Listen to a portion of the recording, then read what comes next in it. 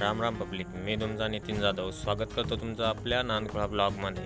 तर आज होता रविवार, म्हटलं कुठेतरी बाहेर फिरायला जावं. तर फिरायला कुठं जायचं हा प्रश्न पडला होता. मग काय लगेच मित्र म्हणले चला वेरूळच्या लेण्या बघायला जाऊ. मग निघालो. पहिले गाडीमध्ये एनर्जी ड्रिंक टाकलं.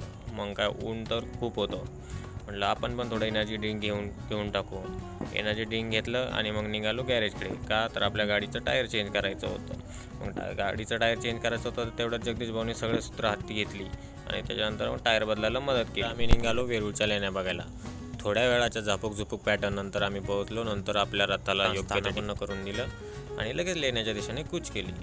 पण तिथं गेल्यानंतर आम्हाला समजलं इथं तर तिकीट काढावं लागतंय. मग काय जग्गूडॉननी लगेच पुढाकार घेऊन तिकीट काढायला गेला. तिकीट घेतलं आणि निघालो प्राचीन काळातील कलाकृतींचं कौशल्य बघायला. इथे आल्यानंतर मी इथली कलाकृती बघून तर थक्कच झालो, कारण त्यावेळेस काही साधन उपलब्ध नसून इतकी अप्रतिम कलाकृती केलेली आहे. सुंदर अशी कलाकृती बघून झाल्यानंतर सगळेजण खूपच दमलो होतो. पण त्यानंतर आम्ही आलो 12 ज्योतिर्लिंगापैकी एक घृष्णेश्वराचं दर्शन घ्यायला. इथे आल्यानंतर सगळा थकवा दूर झाला, पण दर्शनासाठी भक्तांची खूपच गर्दी होती. पण इथे गाभाऱ्यामध्ये पुरुषांपासून वरती सर्व कपडे काढून ठेवायला लावत होते. का तर ते मला पण नाही माहीत. तुम्हाला माहीत असेल तर कमेंटमध्ये नक्की सांगा. त्यानंतर दर्शन झालं आणि आम्ही निघालो परतीच्या प्रवासाला. आजच्यासाठी एवढंच. भेटू पुढच्या ब्लॉगमध्ये.